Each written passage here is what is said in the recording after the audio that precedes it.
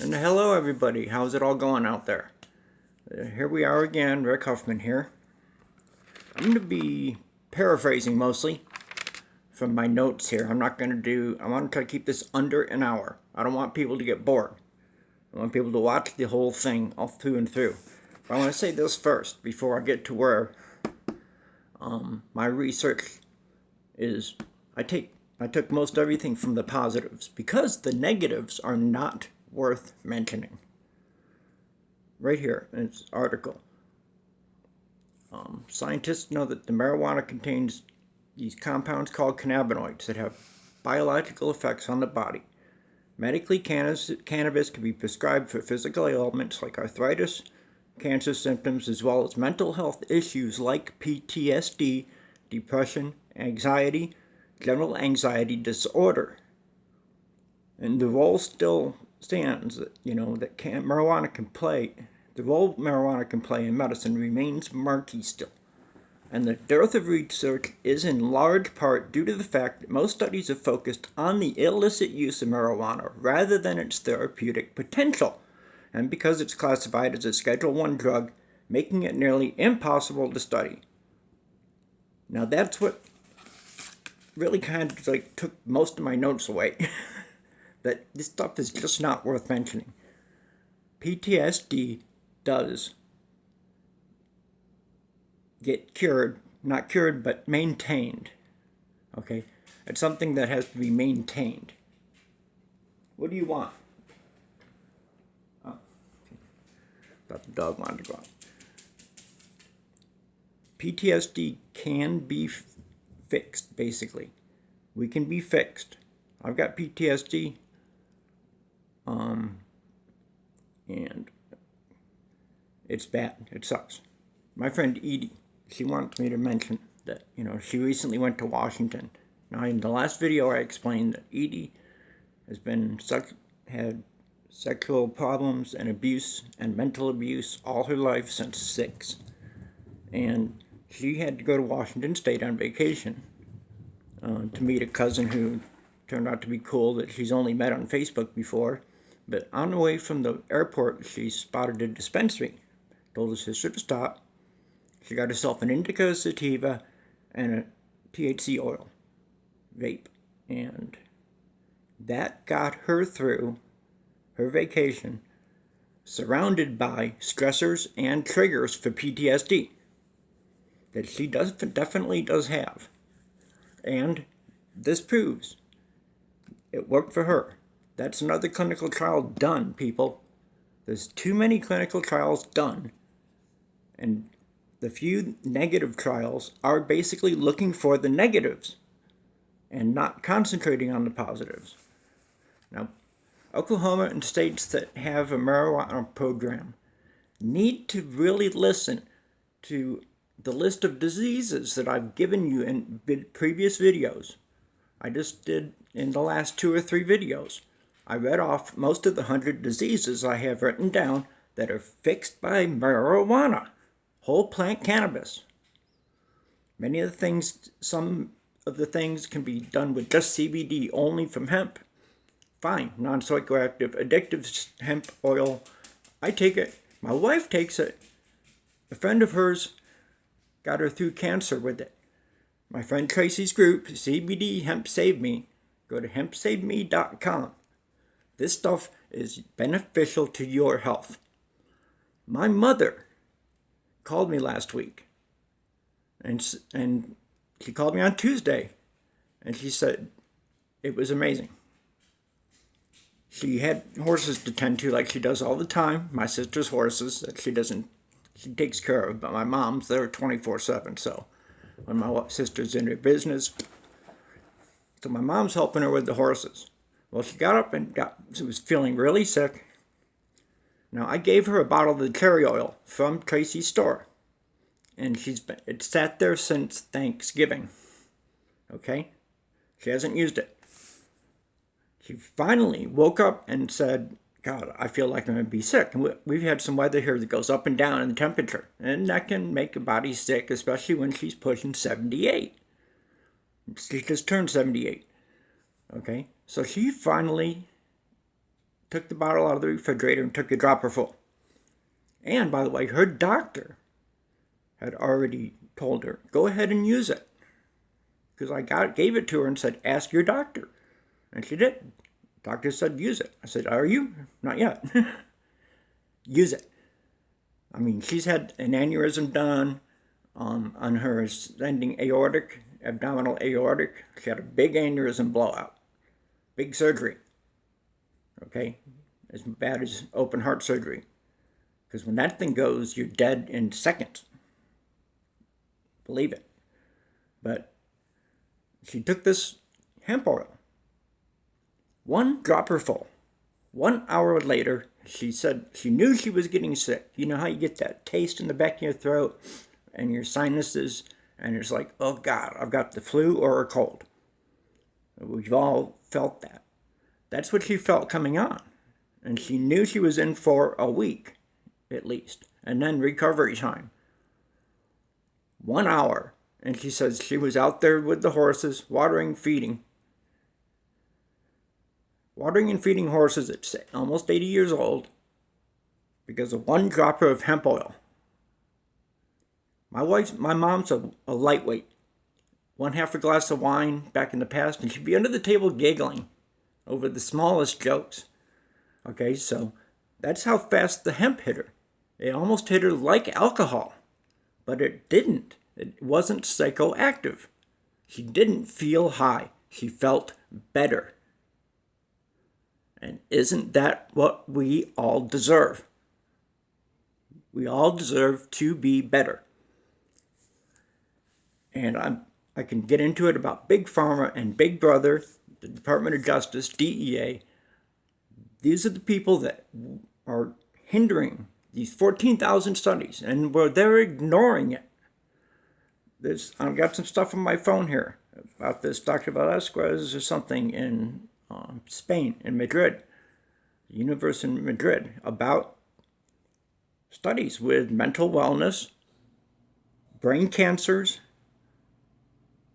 and just so many things. And like Edie, cannabis helped her with her anxiety and PTSD surrounded by triggers. Okay, now you get a combat vet surrounded by triggers and he just might flip out in public, because you can have general anxiety disorder with PTSD. And that's what happens is you get paranoid about people around you and you just wig out. Okay? Cannabis helps that. It's a fact, proven in study after study after study. And then more and more studies are saying, it's linked with psychosis and schizophrenia. And then later in the paragraph, they admit that they can't honestly say there is a correlation between cannabis use and schizophrenia and psychosis. So they take back what they said. Hypocrisy in 1, 2, or 3 sentences. Total hypocrisy. Time for some fresh pot tea just made this morning.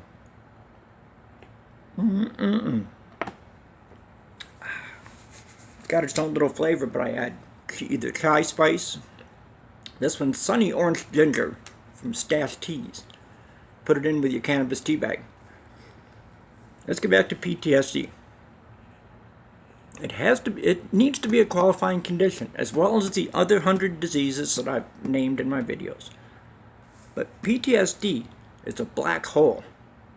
Black holes across this galaxy, what they do is they suck in stars and whole star systems, and they're still empty. It's still just empty. But everything that hits that event horizon, it gets sucked in. Okay? They eat themselves. Smaller black holes will get eaten by bigger black holes. It's been seen, and it's known.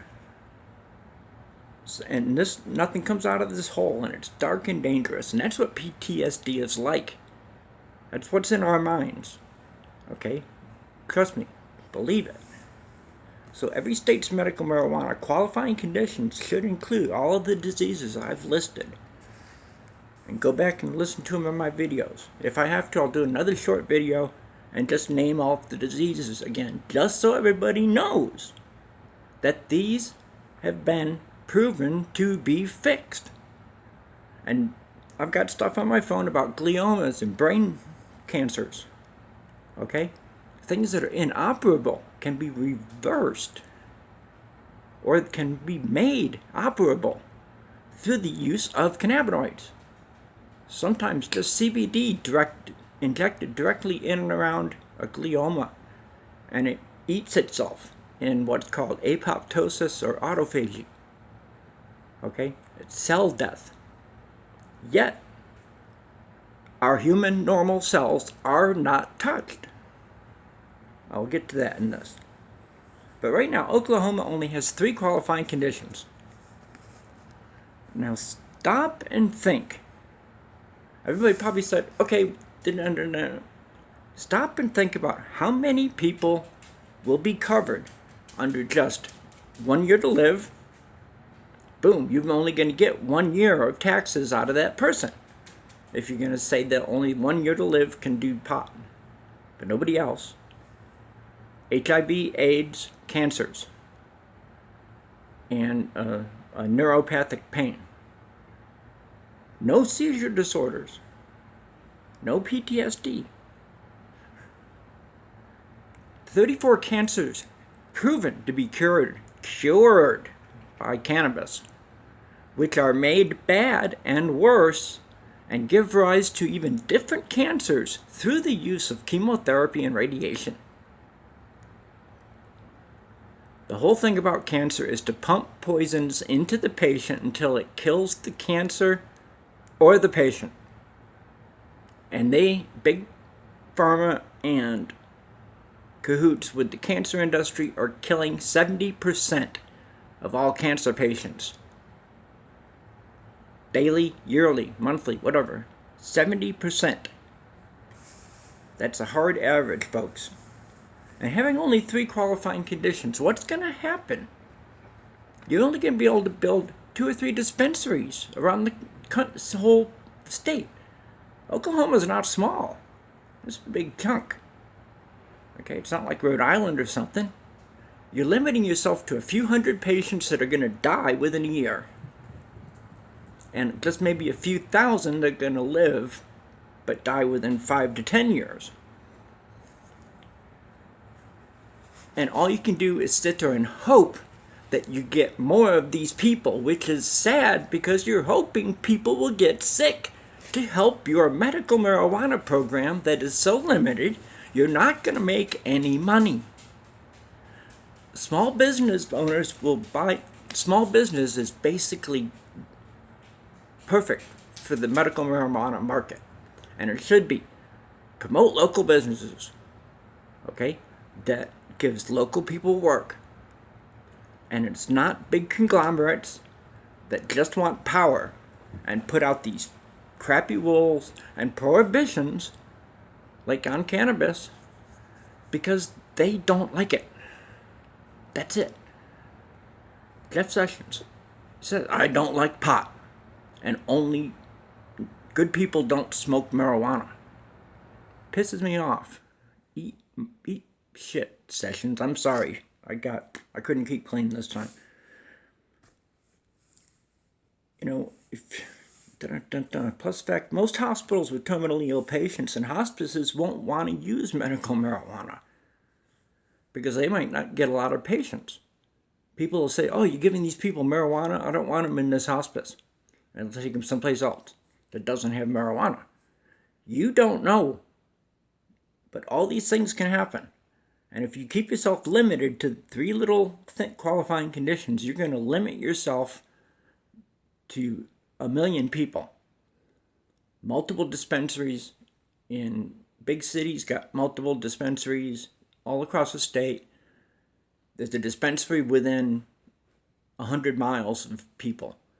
And if they're under the 100 miles, they can grow their own. Simple. And that's rural anyway. there's room to grow.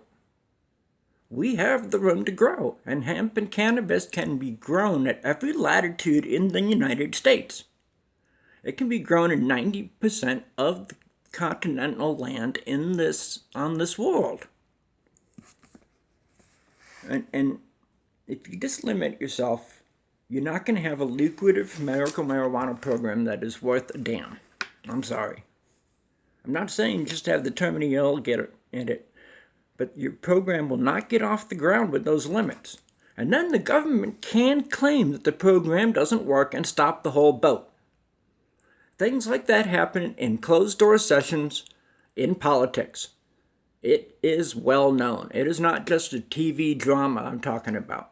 I'm talking about real freaking life that has been proven that these closed-door sessions, the whole time they started this medical marijuana program and set the qualifying conditions as such, only limiting it, making it not lucrative, and then they can come back and say, it's outlawed again, and you're going to take it away from the people. You can't just give and take rights away like that, okay? And a lot of this stuff falls under the Bill of Rights. The Bill of Rights, the top 10 amendments to the United States Constitution. At least 3 of them cover medical marijuana. And in a way, the Second Amendment even. Talking about possessing, okay? Americans were always allowed to possess whatever they could make. If you could make it with your hands, it was beautiful, great. You've done something good, and that's what you trade for. That's how it all starts.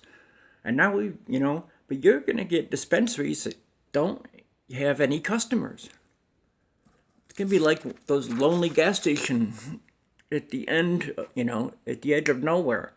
You just don't see people. It is a fact that folks have successfully even cured their own cancers by making their individual recipes of whole plant cannabis oil. Dennis Hill biochemist, Rick Simpson, of Rick Simpson oil fame, and Tommy Chong made their own cancer cures. Even Israeli scientists admit that PTSD is well controlled by the use of cannabinoids. That's even including CBD from hemp. And as I said earlier, the top picks for a Google search for cannabis for mental wellness elicit so many negative links that are 90% addiction centers. That's because they pay to be up at the top of the page. That's how it works. I know, because I was trying to run my own online business, and that's the only way I could get myself up on the top of a Google page was to pay them like between $100 and $1,000 to be up there for a month, like $1,000. I already had $30,000 into the business. I was trying to get my money back. So anyway,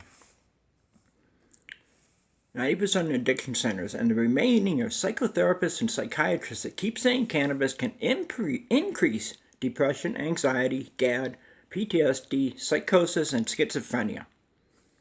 And at the end of their anti-pot article, they admit it's still unproven that there is a connection to. That's back to where I started, huh? And now remember that many doctors, psychs, and governmental officials refuse to help fund truly fair and balanced clinical trials for cannabinoids. Because they're still screaming for more clinical trials out of 14,000 known for this one drug. But this one drug that cures so many things, that's what they're afraid of out there. And you politicians that hear, that's what you're afraid of. I mean, it's okay for terminally ill patients, but they have terminally ill patients who are sitting there in pain, and they usually have morphine on an open drip. They can, as long as they can still press the button, they can get morphine. And that's because of their pain levels. They're always up here. And they're just trying to take enough morphine to get down to here where they might be able to open their eyes and talk to people. That's what terminally ill patients are like. And they do. They give them a morphine drip that they can dose constantly. As long as you can still dose, you're still alive. And you're killing your pain, but only for that short period of time. That's what terminally ill patients are. Now, also, as always, I'm the perfect guinea pig experiment for all of this. Chronic severe intractable pain, depression, anxiety, arising from PTSD and other things, arthritis, and my other bone and joint problems, as well as working as a sort of balancer for my opiate use without any opiate side effects or any type of addiction. My memory is fine. It's better. I wouldn't be doing this if I was off of morphine. I'd be in so much pain I could not talk to you.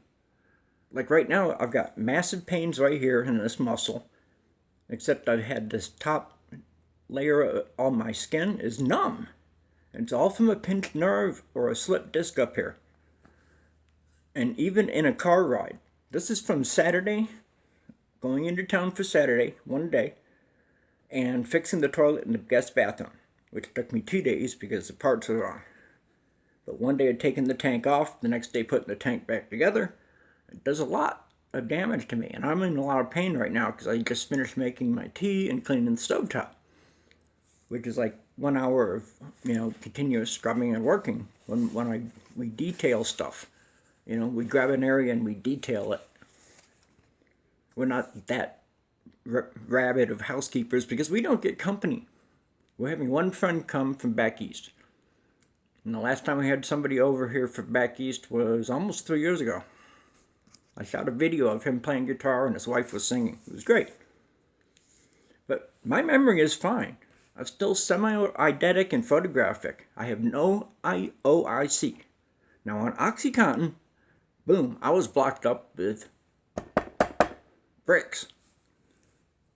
And I remember when I started my present regimen of morphine with cannabis, I still had a little OIC for the first couple of months.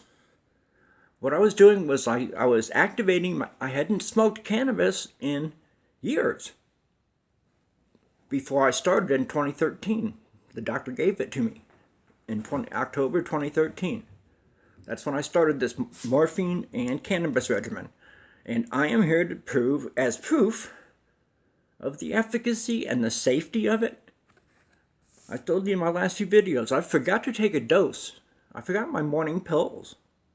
90 milligrams of morphine. I missed them, and 7 hours later, my wife noticed I didn't take them because I had something over the top of them, and I didn't think about them. The morphine does not have a hold on my mind. Why? Because I never feel the euphoria. I never hit bottom. I never hit zero. Right now, I'm in 5 to 7 range, and that's from this pain in my neck and back. And that's why I'm moving a little stiff, and that's in my eyes. I got to smoke up after this. If I smoked before this, I'd be coughing. So I'm on 23 minutes. Mostly what I'm said is, so far, is that most researchers are jaded into thinking one thing without having an open mind about it, about anything else. Can I find that? Hang tight. There, if I jump on and off like that, it means I've got too much to do and it takes too much time, and I wouldn't be talking to you because I'm trying to read. So, this is cannabis oil dissolved a large, inoperable, cancerous tumor in an 8-month-old baby. He explains how, William Courtney, founder of the Cannabis International Foundation, did a live interview, and he explained how the Western medical mind has a hard time understanding the diverse actions of cannabidiol, CBD from hemp, not even the psychoactive pot. And he explains how his youngest patient of 8 months old had a very large centrally located brain tumor. The child was given cannabis oil on her pacifier by her dad, gradually increasing the dose. Within 2 months, there was a large reduction in the tumor. This is another human case that coincides with the enormous amount of research that proves the efficacy of cannabis with regards to reducing tumors. Okay? Now, all they're talking about on their qualifying conditions in Oklahoma is they're talking about the side effects of the cancer and the chemotherapy and HIV and AIDS. They're just treating the side effects, not the cause.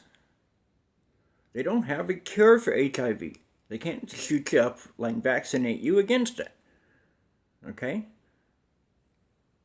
Ain't gonna happen. Next website. Pause. Here, I found this just for Oklahoma. This is from Science Direct, Clinical Psychology Review, February 2017, volume 51, pages 15 to 29. Medical Cannabis and Mental Health, a Guided Systematic Review. Now, just the highlights. Mental health conditions are prominent among the reasons for medical cannabis use. Cannabis has potential. Take a screenshot. My hands are shaking, sorry. Cannabis has the potential for the treatment of PTSD and substance use disorders. Cannabis use may influence cognitive assessment, particularly with regard to memory. My memory is perfect. Cannabis use does not appear to increase risk of harm to self or others. Nobody's ever died from the use of it, and they cannot tie it into car crashes because mostly whatever they find cannabinoids in a person's system that could be there from a month ago, but they were drunk. Drunk driving, high driving has not been proven. Now, the more we get legalized, yes. If it really seems to increase with the use of cannabis, then you increase your overwatch and your fixing of. Now, cannabis use does not appear to increase risk of harm to self or others. It's taking care of their brain.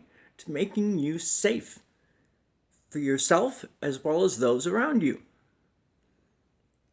More research is needed to characterize the mental health impact of medical cannabis. That I don't quite believe in. But this review considered the potential influence of the use of cannabis for therapeutic purposes, CTP, on areas of interest to mental health professionals with foci on adult psychopathology and assessment. They identified 31 articles relating to the use of CTP in mental health and 29 reviews on its use that did not focus on its therapeutic purposes. Results reflect the prominence of mental health conditions among the reasons for the use, and a relative dearth of high-quality evidence related in this context, highlighting the need for further research into the harms and benefits. Dun, dun, dun, dun, dun. Yes, this is one of the ones I did not believe in. Because they talk about cannabis intoxication. There is no real intoxication. Intoxicated is like when you're drunk. You can't walk. With pot, you just don't want to get up and walk. Unless you have some motivation. Cheetos and the fridge. Think about it. Hi there. Next subject. Pause. Well, I'm kind of close this out as an early one and start doing shorter videos that people will pay attention to. And I'm just hoping that you heard me as far as PTSD. And my friend Edie, who said to use her as an example. And I've given you an example of my mom. She a positive effect just from the use of hemp oil. But we have to get our hemp oil from Canada. We're not allowed to grow it and produce it here. Arizona almost did.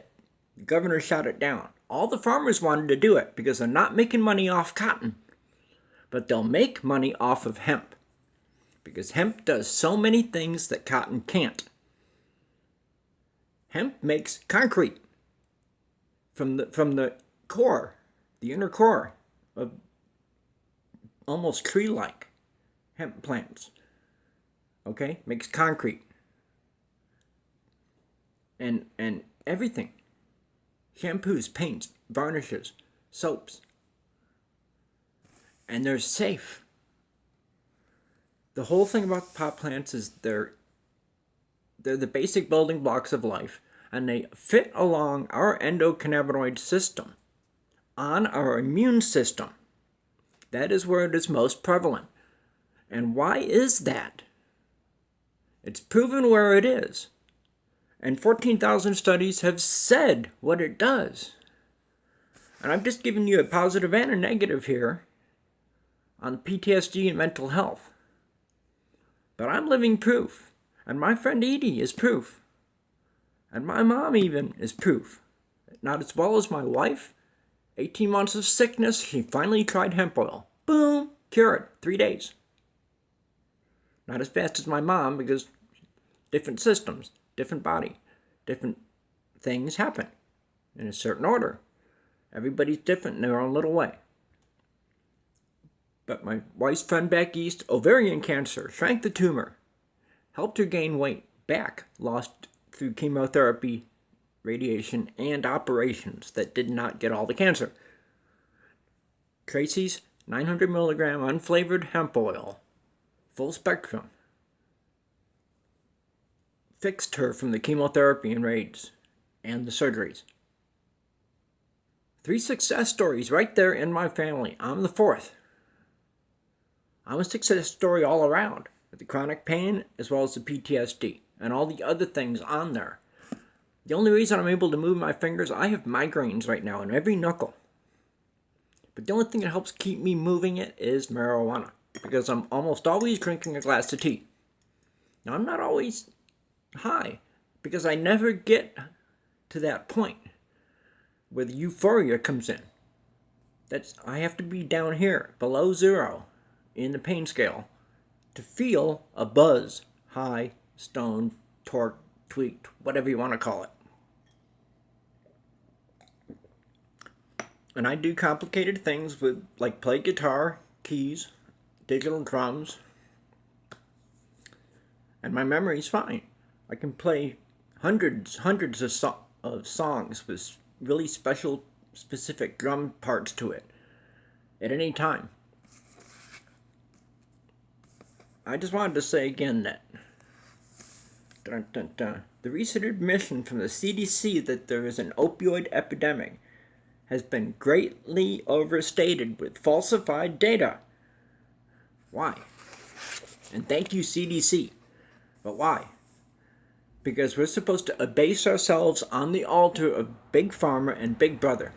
Because they can't sell Humira or Lyrica that they're paying big bucks to have on TV every hour. You're seeing a commercial for these drugs. They're paying for that. And they want to get a big return. And if you're listening to this and you are a big farmer, we know what you're doing. It's obvious. So, among other drugs, we all go to the dispensaries and heal ourselves from marijuana, and the top 1%ers lose stakes out of the big pharma and other types of things that cannabis and hemp can fix. And if they can't make another billion. We had a president back while, I don't remember who it was, I think it was Wilson. I think he charged an 80% tax on the top rich people. Because he said, if you got $1 billion, what do you need another billion for? You're going to buy a country? You're going to buy Europe? No. Big Brother, Big Pharma, cancer industry, it's all about the money. Money, money, money, money, money.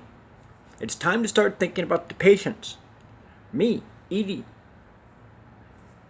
My wife could benefit from, she's starting to feel old. We're both feeling our age. She would do so much better on cannabis. She gets a contact high anyway from breathing the smoke around me because I smoke in the house.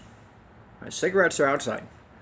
Those smell up the house. Pot makes this house smell nice and sweet. And the animals are not too bad for it either. So, what it is people that aren't content with money. They want power. They want the power over the populace. And there's things like over-the-counter stuff, soaps, acne medicines, antiperspirants, shampoos, assorted sundries. Did you know if you cure yourself of acne with a tube of Clearasil, you don't need to buy Clearasil anymore, right? No. Clearasil is actually designed to dry your skin out so bad that you have another acne breakout after you take off the top zits. It creates more zits. I was in that cycle growing up to adult life. Acne. Why? Soap. Even the purest, even ivory soap. I even made my own homemade lye soap. And they all made me break out. Now I use super hot water and an exfoliating cloth.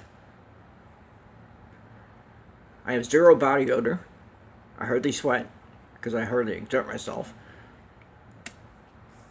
But I don't have acne. It's gone. I've cured myself of asthma, COPD, chronic bronchitis, hepatitis C. I'm working on my emphysema, which is almost gone. There, success story, success story, success story, success story. Anything they can do, cannabis can do better. And stop just listening to Big Brother, because our government and even many healthcare professionals are just scared of losing patients. Okay, it's all a money thing for them now. If they can't make money, they're just not happy. And it should not come at the expense of anybody. We should not have to fight. Let me see. This was Israel, mental health and cannabis. This is israelcannabis.com. Being healthy in both mind and body is a blessing, no doubt. Just ask anyone who doesn't have it. It can be torture. Days full of anxiety, distress, depression, and to compound all that, judgment from others. Society the world over has long stigmatized those with non-standard mental health, but thankfully a change is taking hold and the negative stigma surrounding mental health issues is slowly ebbing, while better care and more public awareness campaigns step into the public mix. The American Mental Health Association began a campaign in 1949, where May is Mental Health Month. It may not be May now, but it's a year-round message and we're honored to contribute some ideas. Okay. Like mental health issues, the concept of stigma is a conjoined twin with cannabis. It has been shunned and demonized by governments and society alike, despite its long history of use medicinally in various cultures and modalities. Just as the perception of mental illness won't change if we don't act to change it. The more we work to normalize cannabis medicine, the more we do to reduce the outdated stigmas attached to it. It says, in the almost century-long aftermath of the irrational scheduling of cannabis as a Schedule I narcotic, the study of cannabis as a treatment for mental health disorders is still profoundly underdeveloped. But progress is being made. Like I said, in Madrid, Spain. This Dr. Velasquez, I think. I have him in here somewhere on one of my saved clipboards. But this says right here, long-term chronic mental health problems are not easy to treat, conventionally or otherwise. Now, the breadth of mental disorders from PTSD to anxiety and seasonal affective disorder and all in between makes it impossible to find a single cure-all. It says each patient and disorder must be assessed and treated individually in its own right. The currently available pharmaceutical drugs don't always achieve the mental balance that they strive to, let alone a notable change in symptoms. My psych meds messed me up and turned me around. It's in my other videos. Go back and watch them. Dun, dun, dun, dun. But things that can cause side effects in people, these drugs that can cause side effects like insomnia, hallucinations, weight gain, sexual dysfunction, depression, and even suicidal thoughts. This is from the medication. Cannabis does just the opposite of each and every one of those things. And it's proven. Cannabis has been used for centuries for a variety of ailments in various long-standing medical modalities. For example, Ayurvedic and traditional Chinese medicine. Only just recently, researchers began investigating evidence-based cannabis studies for mental health in earnest. So what we've learned so far is, despite cannabis being long accused as a trigger for mental health disorders such as schizophrenia, the This 2011 study shows promising results for CBD, the non-psychoactive compound, as a treatment for schizophrenia. The efficacy of CBD, devoid of the psychotropic properties, as compared to amisulfide, which is one of the most common effective drugs for treating schizophrenia, and it has its bad side effects. Amisulfide, look it up. Results show that CBD is as effective with fewer negative side effects. Another mental health disorder that is well reported on in both the States and in Israel is PTSD. Those who suffer from the debilitating disorder can experience symptoms such as night sweats, nightmares, anxiety, flashbacks, as well as many other crippling symptoms. Various studies have begun to touch on the therapeutic benefits of cannabis for those with PTSD and in the field of whole plant isolates and synthetics, both. So, keep this around 45 minutes. Let's just say goodbye. And like I said, I am the guinea pig here. And my friend Edie and all the success stories just for hemp oil that I gave you.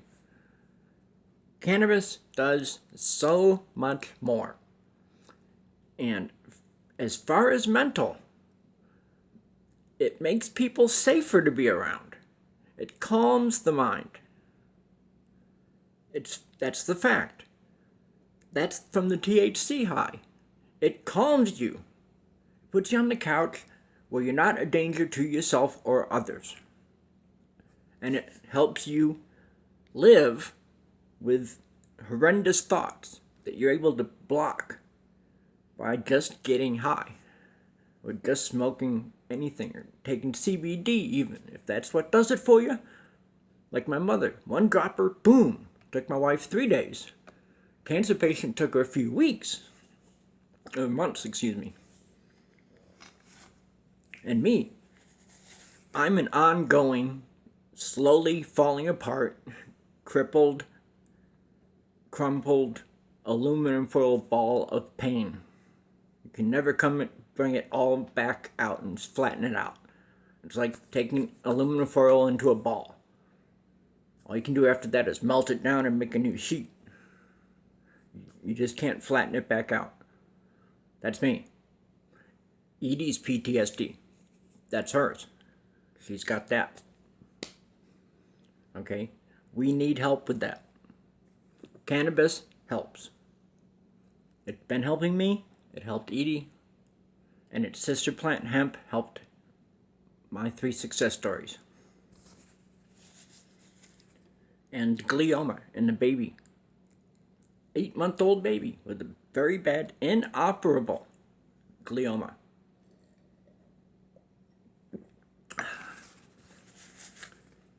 Killed the cells. The cells killed themselves. They committed suicide. How can we ignore that? It's proven. In 34 cancers, it's proven. Whole plant cannabis even directly injected into breast cancer tumors. The 3 worst breast cancers.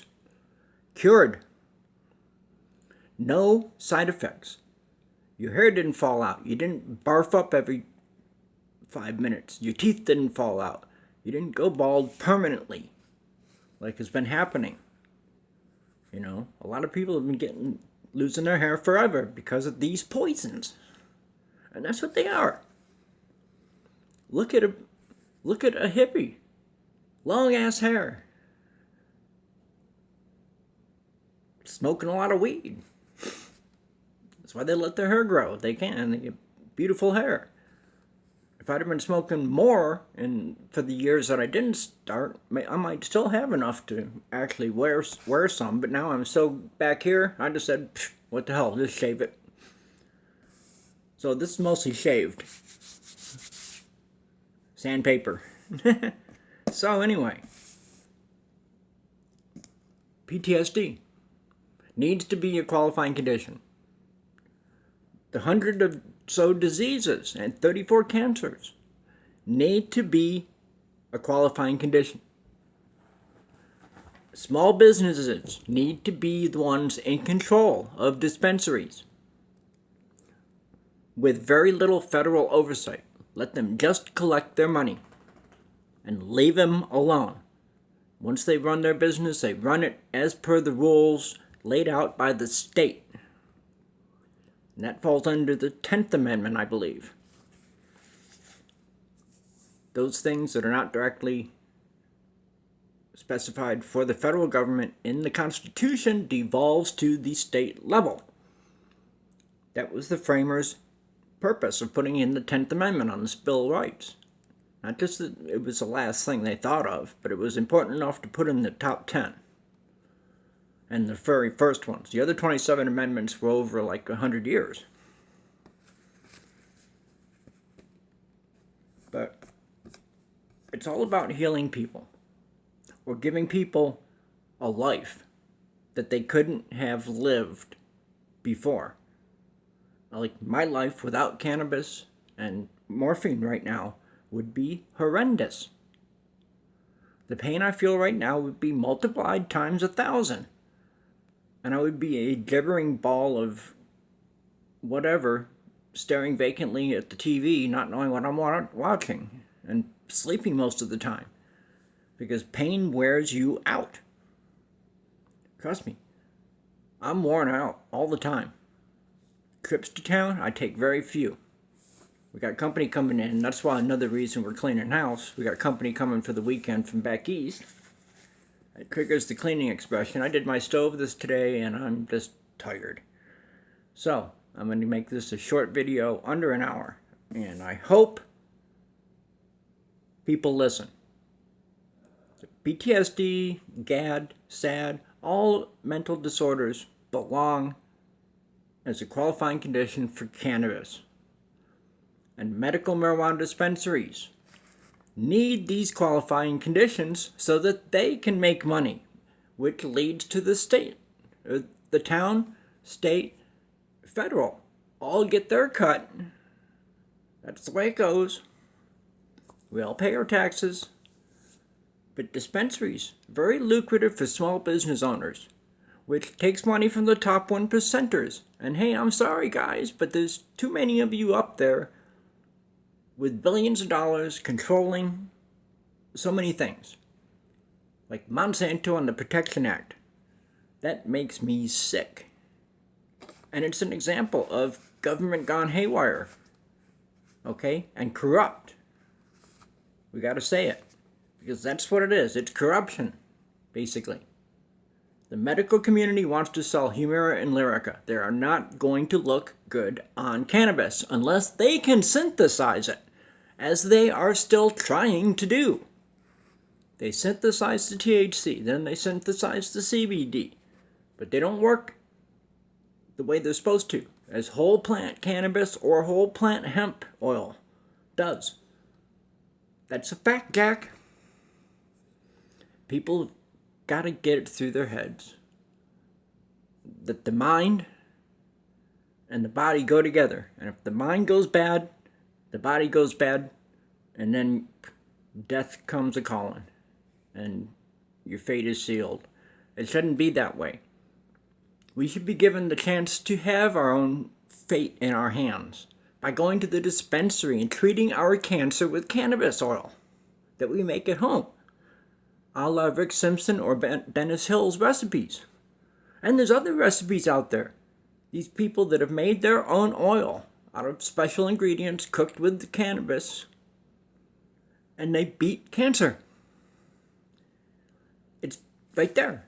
Those are 4 clinical trials that have been done and are proven continually to work. So why don't we stop beating against a wall here? Legalize in all 50 states. Regulate it. Regulate alcohol tighter. Loosen up on pot. Because it would make for a safer road and just a safer, more pleasant world all around. I wouldn't mind seeing Putin and Trump smoking a joint together. That's world unity. Why? Because it makes them feel good. I know Trump's never tried all that stuff, and he says he doesn't drink, smoke, and all that, but you need to try pot, Donald. And offer a joint to Putin. Sit down and smoke together, and guess what? You'll find a meeting of the minds, or you'll just bust out in giggles. And guess what? It's not a bad thing. It's not a bad thing. Pot is only addictive in that all good things are worth doing over again. Chocolate releases anandamide and dopamine. So does THC. Get it? People crave chocolate and they almost get a runner's high type feeling off of it. Oh, the chocolate. They relax. Cannabis is that. Cannabis is the chocolate that you just smoke, vape, tincture, balms and salves. This is a cannabis cigar. It's wrapped in a palm leaf, and they call it a palm stick. Pure buds soaked in pure THC oil, rolled in powdered cannabis, and then wrapped with a palm leaf. I've been smoking that for 3 weeks. One hit, that's it. I'm going to take one hit off of it and lay down and take a nap. Why? Because I can, because I'm disabled, because I'm tired. And I want to keep my videos shorter and more specific, topic specific. I went a little bit off, but the topic is PTSD and mental disorders are helped, maintained, and aided by cannabis and hemp. Either one is good. Both are great. A balance of THC and CBD are perfect for clearing Alzheimer's off, amyloid plaque off brain cells of Alzheimer's patients. That's what THC and CBD do together. And high concentrates of CBD oil kill tumors, or rather cause them to kill themselves through autophagy and apoptosis. And medical words, look them up. But it all comes down to, yes, mental health. We should stop. We shouldn't be having to argue about this anymore. It's way past time. 10,000 years of known safe use, 80 years of ignorant bigotry and racism for the original reasons for prohibiting this in 1937 by Harry Anslinger, the first drug czar. Alcohol went legal, he had to find something else. So he went to marijuana, the weed from hell. Reefer madness. Yes, that was all propaganda. And the stigma is still here, and it needs to be cleared out. Okay? You need to open that door and sweep out that little corner of your brain that cannabis gets people high. Because reefer madness is a lie. It's propaganda, okay? On the scale of Joseph Goebbels for Hitler. Yes, Goebbels and Hitler. That's what we just need legalized pot because so many people can be fixed. And isn't that what the country should really have in mind for us? Not cattle. We should not be cattle just going through the gate to get a frickin' slaughterhouse. No. We should be allowed to use a plant that has been here since before man and has proven to never kill anybody, while we still dose out all the opioids we can. And things like Lyrica and Humira that made me puke blood the first night, first dose. Blood. That's bad. I don't usually react to drugs like that. But those drugs did not belong in my body. My body knew it. 5 different biologics. I puked blood, first dose every night. That was one long frickin' week of going to the doctors every day to say, here's your pills back, I need something else. 4 days of puking blood, I was getting weak. It takes a long time for your blood to build back up, but I was puking a lot. These pills, these little tiny things, micrograms, stabbed in the guts, man. Is that what Western medicine is supposed to be like? No. Western medicine is supposed to have minds that can think up and find things. Like Madame Curie, she found radium and then died from it. But hey, she found it from looking and found what to do with it, though it eventually killed her. But it taught people that it had to be handled carefully. Partially the same thing here. People, just let us use cannabis, and you'll see a happy, hungry, healthy population. Hospitals will still get business. Doctors will still get business. But people who really matter, that want cannabis for their medical problems, like me, I want to keep my right in Arizona to smoke because I'm healthier for it. Proven. This guinea pig has survived the experiment with no lasting side effects. Let's just think, people. The mind, it's a muscle that has to be exercised too, and it needs to be in good shape or it gets flabby and doesn't work anymore at all. The mind is like that. Cannabis fixes everything because it's on our immune system. And that's where we get healed. Our immune system, helped along by the endocannabinoid system with phytocannabinoids ingested. Because we already produce our own endocannabinoids. We just need more for these diseases that are so horrendous. That's it. These diseases are so bad that you need things like chemotherapy and radiation to fix it. Where cannabis does not leave a wasteland. Okay, basically what chemotherapy and radiation is, it's dropping the bomb to stop the war. The war of cancer and the person. You're dropping an atomic frickin' bomb on it, and it leaves a wasteland. That's chemotherapy. That's big pharma. Cannabis has been proven to fix cancers because it sneaks in right through the hole it's made for, into the endocannabinoid system, through the immune system, to fix our bodies.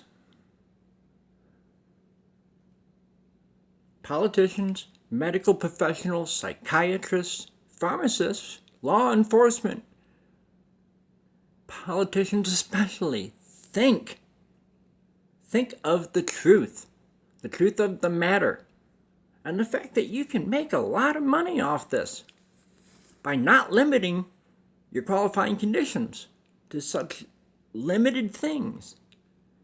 The bare minimum of people.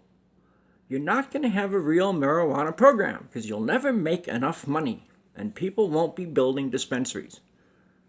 You want more dispensaries because you reap more taxes for schools, roads, the infrastructure of the city and the state, county, everything in between. Hemp and cannabis will make everything work as a well-oiled machine. Less people calling in sick because they smoke. They're not sick. There's going to be those that are still drunk, and call in hungover, but say they're sick. Been there, done that. But I'm sorry, it's mental disorders should be at one of the top things with neuropathic pain, cancer, HIV, and AIDS. Because our minds are what makes us employable.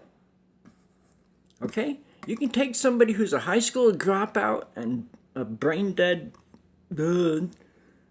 doesn't want to do anything, lazy ass, get them smoking weed. They'll start learning, reading. Tell them to read stuff. They'll start learning. Get their mind working and make themselves employable. Everybody thinks that stoners are lazy asses. They are not.